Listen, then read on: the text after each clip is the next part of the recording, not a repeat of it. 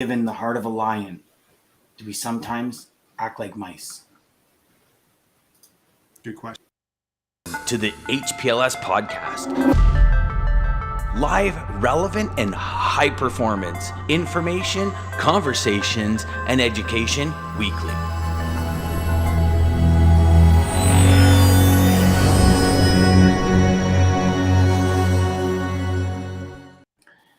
That's the thing, boys, right? Good morning, Lisa. Morning, Good to see Lisa. you here. Good to, California in the house. We got West Coast in the house. What's that? But so here's the thing, guys. So I was rereading Motivation Manifesto by Brennan Burchard last night. One of my ultimate favorite books, one of the first books. I'm huge on getting authors to sign things. And this was the first book I actually read. I was like, oh my God, and sent it back to the author with all of my notes, all of my highlights to get him to sign it. And then it's one of those things where you send it back, right? And it's funny because as I was sending it, I'm like, I don't know, is he going to sign? Oh, I don't know, why would he sign it? And then I go back to the beginning of the book and he says, why? When being given the heart of a lion, do we sometimes act like mice?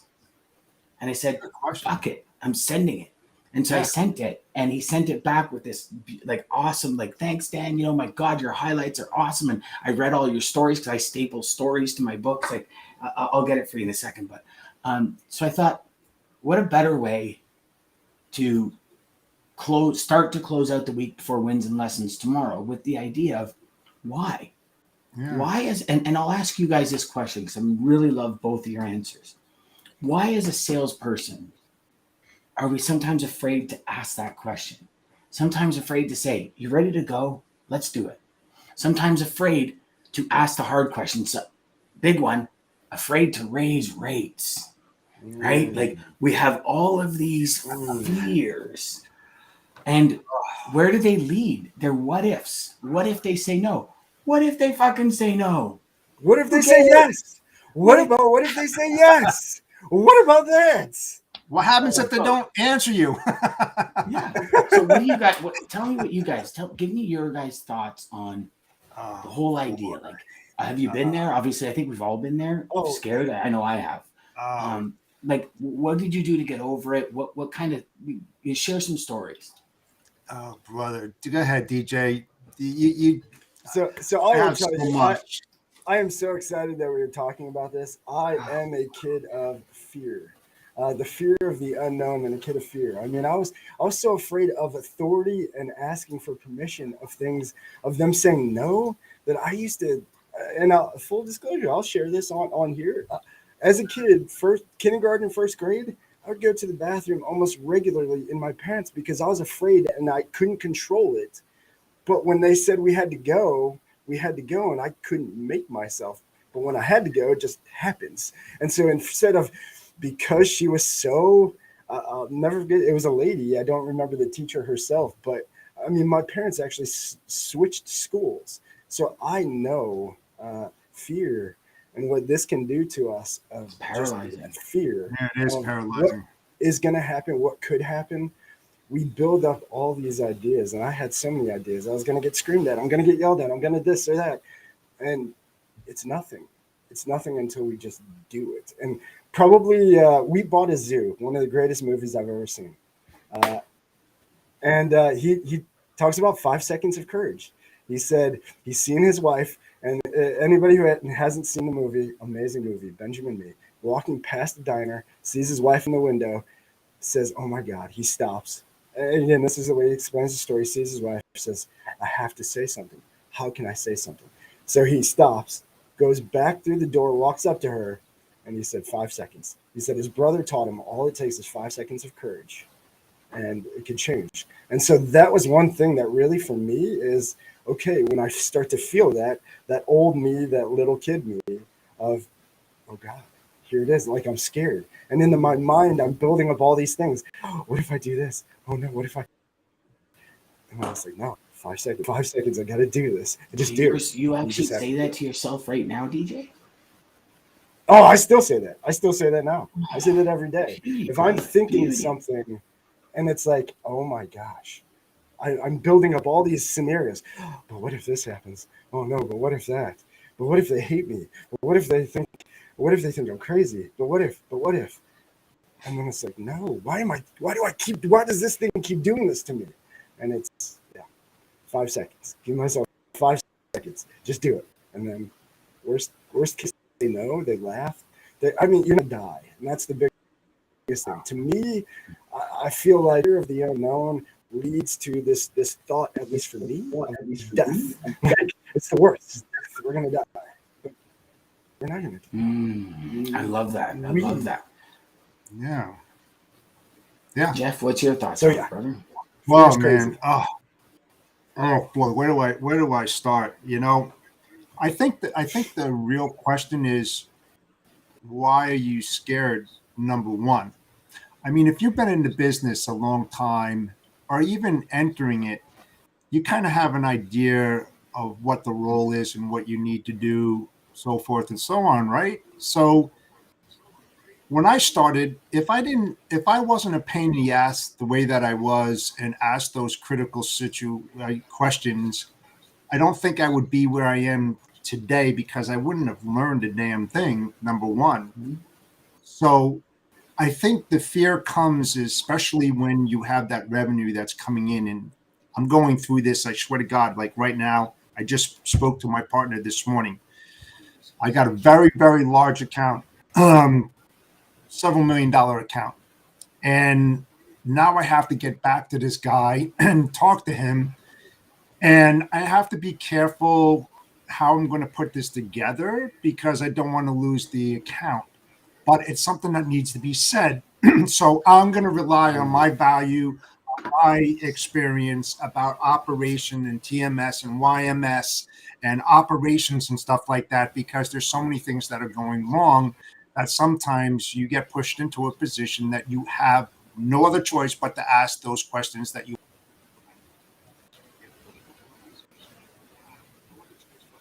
Oh, I think Jeff froze.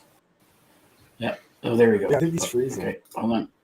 Yeah, I have no idea what happened. But so the thing is not to be scared about it, but think before you ask those questions. And, whether you're putting it into an email or calling, think about what needs to be said.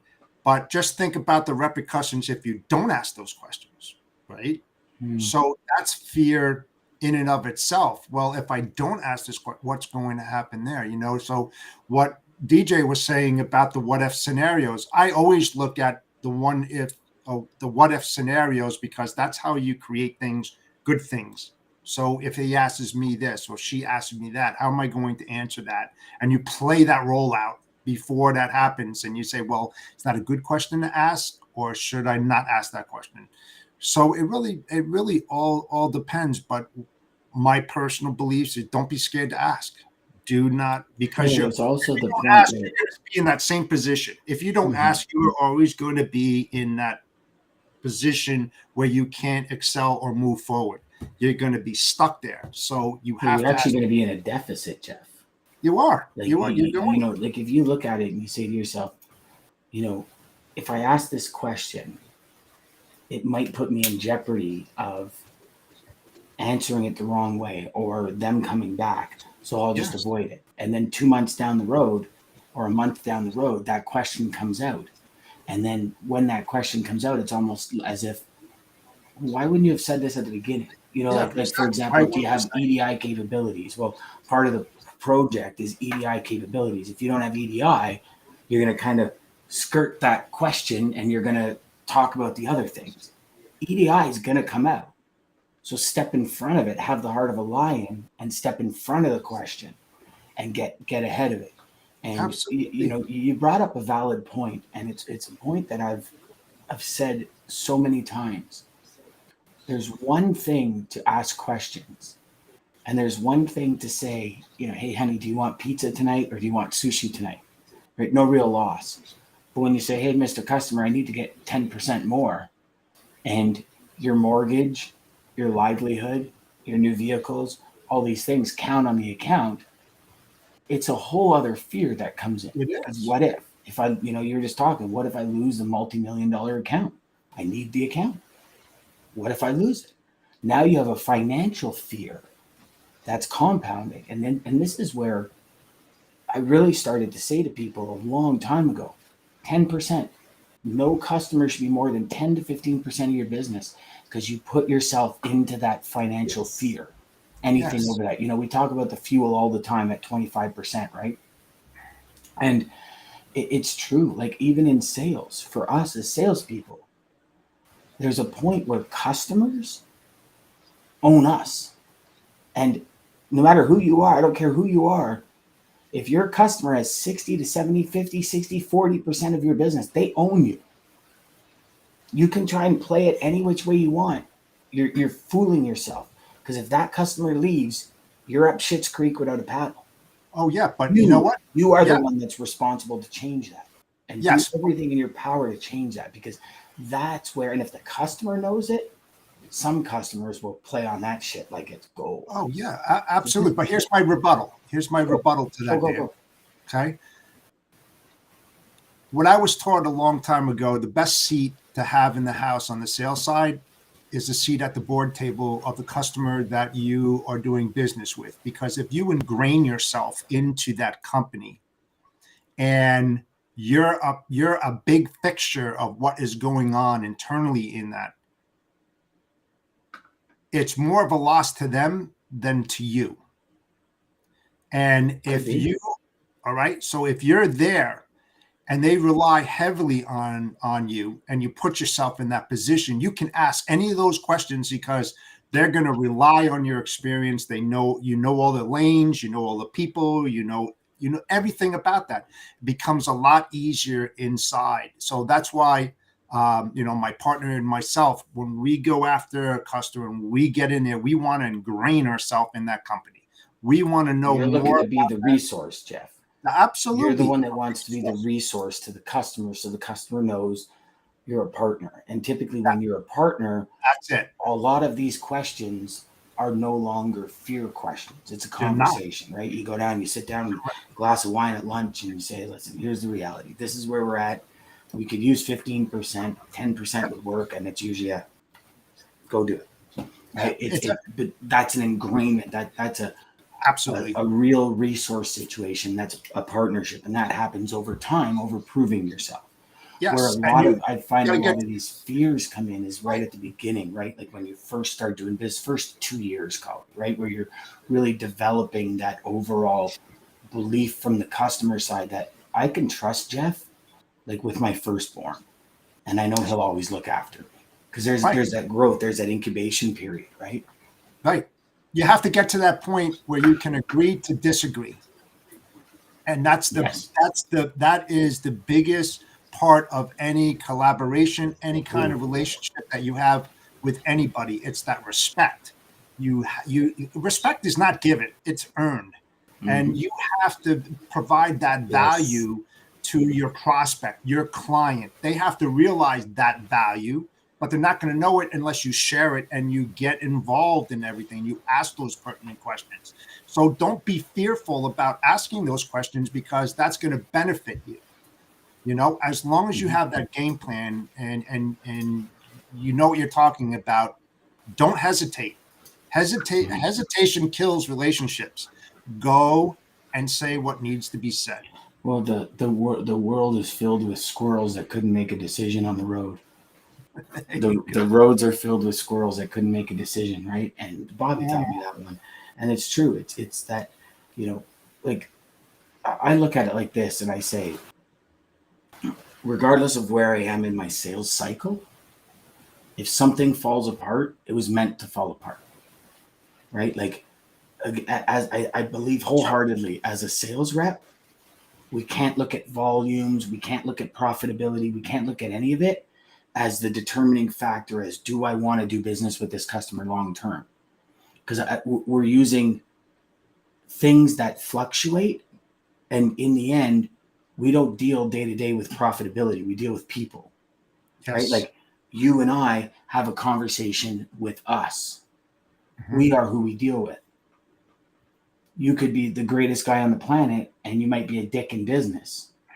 You could be a dick normally, and you could be you could be a dick normally, but like a really good guy in business. Like everybody has these variations of who they are as a person and who they are as a business person.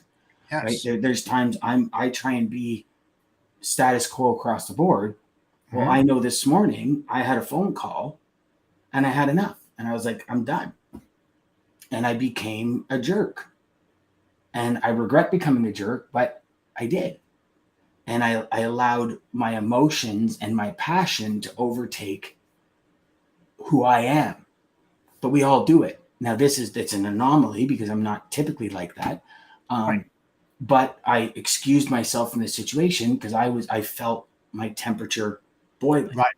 So I excused myself because I said, you know what, I don't want to go down this road. I believe in positivity. I believe in everybody works, and nobody wakes up in the morning and says, I can't wait to screw this person over. I don't believe people do that. Maybe some people do, but I don't. I tend to believe everybody in my world, in my inner circle, doesn't do that. And sometimes the questions that are asked, here's another point. Sometimes we ask a question, we don't really want the answer. No. True.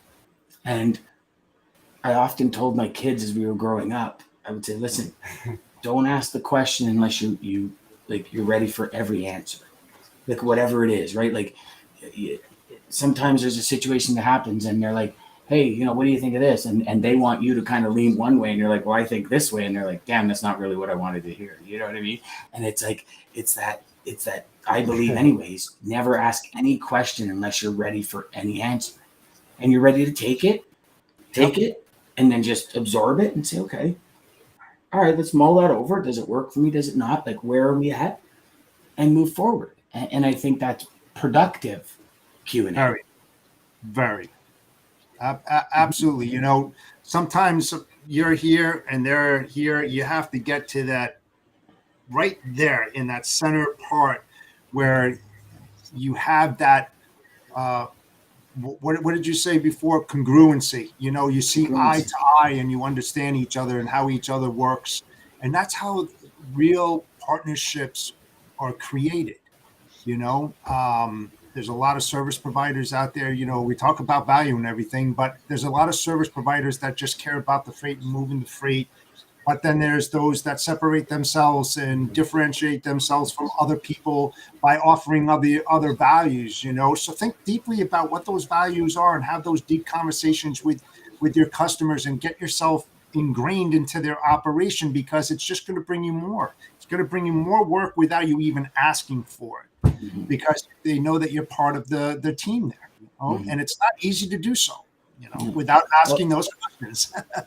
I'll share a story with you that I think brings it home. So we're in the middle of launching a new company, and in the process, I wanted X amount of investors in the company, and I told a friend of mine about it, and she's very high up in this venture capital world, in the VC world, and she told one of her investor friends, and he's like, I'm in, get me a meeting with him.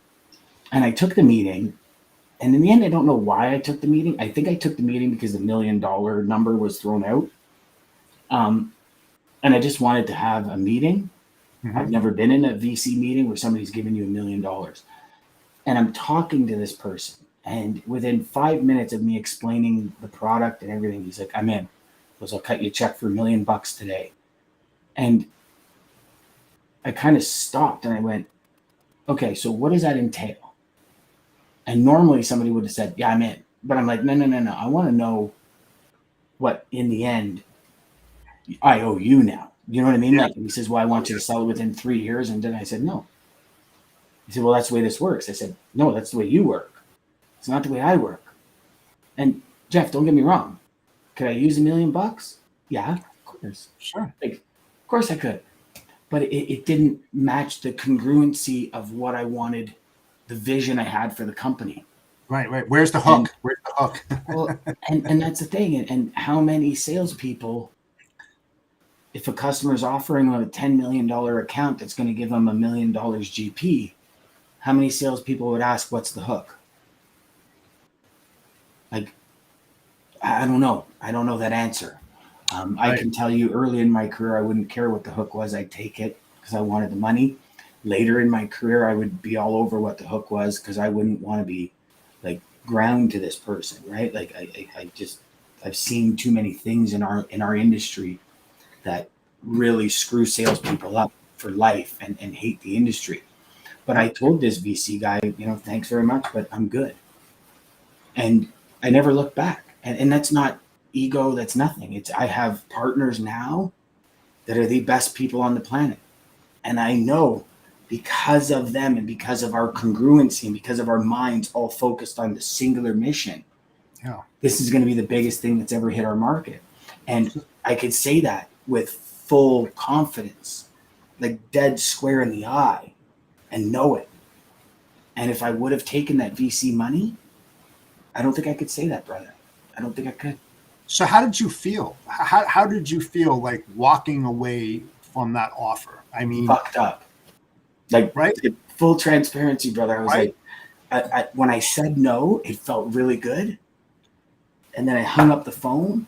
And then your mind starts moving. And I went, I could have had 7 zeros in my bank account.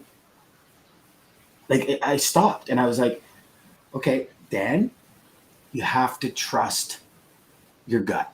And this is where I trusted my gut, because they give you $1 million, they own you, right? Like, sure, I could have maybe, we could have launched, we could have done whatever, taken $1 million, paid them back their, 10% or whatever it is, 20% that they wanted on $1 million after 2 years and been done with it.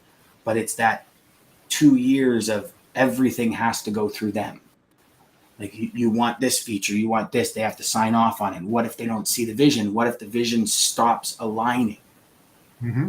Right? And as a salesperson, and this is a big thing why I say to salespeople, design your career, design your life. Because what if your design doesn't meet that customer's design? You need to go with your design, because your design is what matters. You have the heart of a lion. Don't act like a mouse. Yeah. That's it. Go with their design. And I think that's, for Personal Development Thursday, I think that's the message. Is how are you designing your life and your career? Because you are the one that does this day in, day out.